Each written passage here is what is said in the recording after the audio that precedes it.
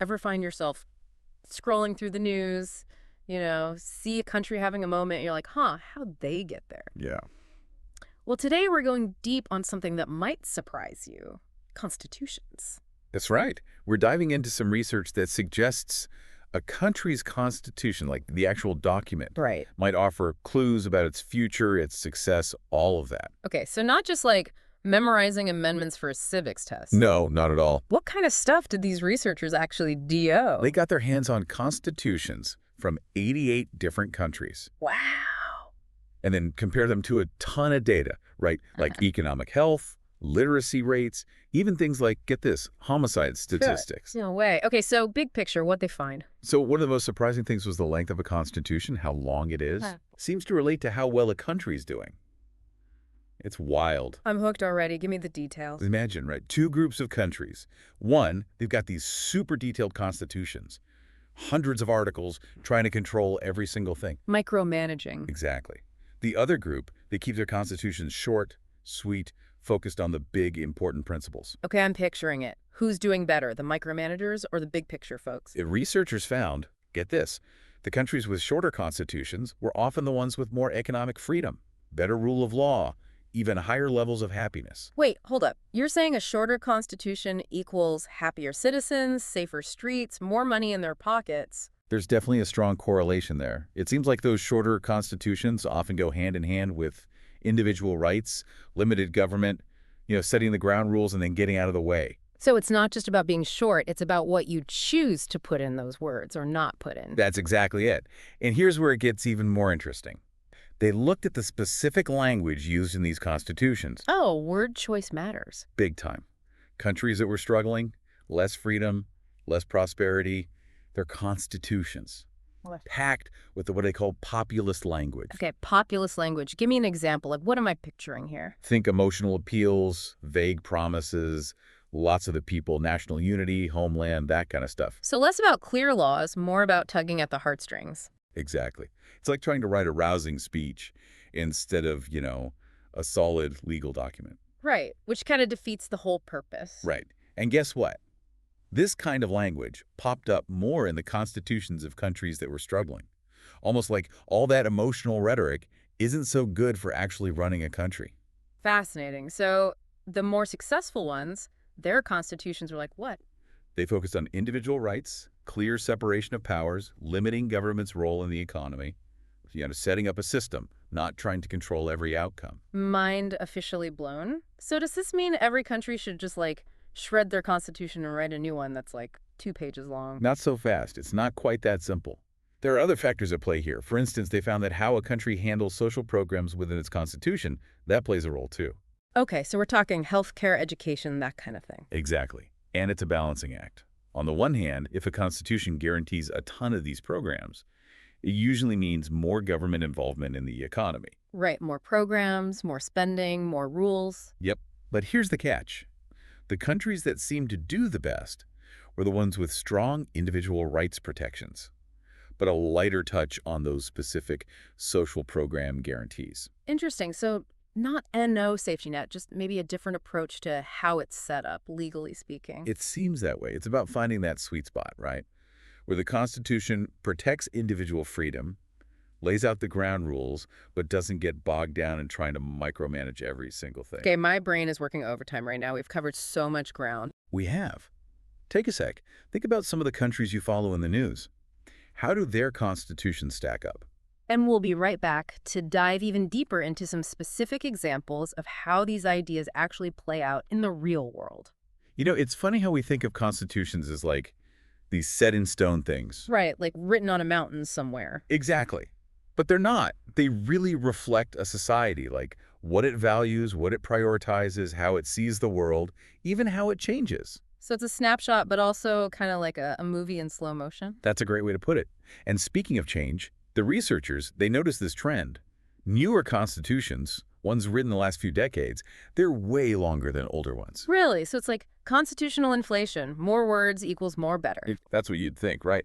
But the thing is, this trend toward longer constitutions, it kind of matches up with the decline in well-being for a lot of countries. So maybe more isn't always the answer. What are they putting in all those extra pages? A lot of it boils down to expanding government power. They're literally writing in more ways for the government to things, control things. Hold on. So longer constitutions, more power to the government, but at the same time, less freedom, less prosperity. How does that even work? It's a head-scratcher, right. Okay. But it goes back to that idea we talked about. A good constitution should actually limit government power, not give it more room to grow. Set those boundaries, protect individual freedom, all that. Exactly. And that's where things like individual rights, separation of powers, they become super important. It's about saying, this is what the government can do, but more importantly, this is what it can't do. So it's not just about being short. It's about being smart, being strategic with what you include. Right. Get at it. And it made me think, if I was looking at a brand new constitution, especially a super long one, what would make me go, this is sus? Okay, yeah. Give us the red flag. Well, remember those populist buzzwords we talked about? Yeah. Turns out those can be a bit of a warning sign. So lots of the people, national unity, that kind of thing. Exactly. It's like appealing to emotion rather than laying out clear, objective principles. Like they're more worried about selling an ideology than building a fair system. Interesting. Because at the end of the day, a constitution, it's got to work for everyone, right? No matter who's in power. 100%. Now, to be fair, the research did say there are always exceptions. Some countries might buck the trend, but overall the pattern was clear. Short, well-written, focused on individual rights, those constitutions, they tended to be on the winning side of history. Fascinating. So what's the takeaway for, constitutional reformers, people trying to make their systems better? Don't just keep adding stuff. Resist the urge to tack on more articles, more amendments, thinking it'll solve everything. Right, like decluttering, but for governments. Exactly. Go back to basics. What are the core principles here? How do we make them crystal clear, rock solid? Because those are the things that'll actually stand the test of time. Quality over quantity. Well, Love it. So, to sum it up, someone's skimming the news, they see a constitution being debated, rewritten, whatever. What are the key things they should keep in mind? Number one, how long is it? Is it a pamphlet or a Tolstoy novel? Okay. Length matters. What else? The language. What's the tone? Is it all about individual rights or government power? Is it trying to dictate every single thing, or is it setting some basic rules and then getting out of the way? And I'm guessing thinking about the historical context, all that matters too, right? Huge. Where's this country been? What are they trying to move towards? It all plays a role. Yeah. It's about connecting the dots, seeing how this one document fits into the bigger picture of a nation. Love that. Okay, before we go full history nerd here. Always a risk. You mentioned something earlier about social programs and how those are addressed in constitutions. That's a whole other rabbit hole, isn't it? Oh, yeah. And that's where things get even more interesting because there's this balance to strike. It's wild to think, right, that a country's constitution could tell us so much. It's not just legal jargon. It's a reflection of so much more. It really is. And the more you dig into this research, the more you see those connections.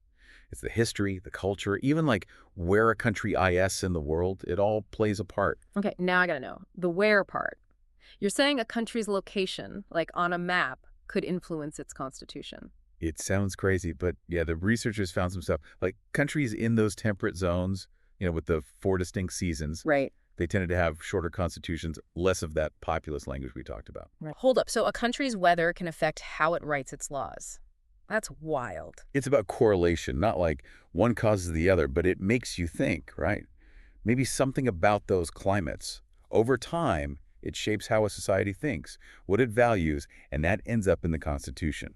Okay, so if you live somewhere with brutal winters, maybe you're more into social safety nets, that idea of everyone pitching in to help. Exactly. You're facing those harsh conditions together year after year. It's going to influence how you see the world.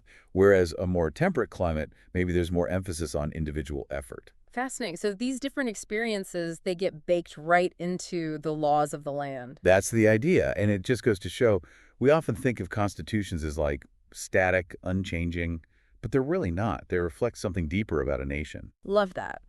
Okay, so big picture, before we wrap up this deep dive, what are the big things our listeners should remember about constitutions? First off, don't just gloss over them. They matter more than we realize. And next time you're reading about one, length matters. Is it concise, to the point, or trying to control every little thing? Right. Length. What else? The words themselves. What are they emphasizing? Individual freedom or a powerful government? Is it about setting up a system, or is it pushing a very specific agenda? And thinking about the context, right? Like, where does this Constitution come from? What's its history? Exactly. Because it's all connected. The more we understand these connections, the better we understand the world around us, the choices countries make, all of it. I feel like we could do a whole nother deep dive just on that.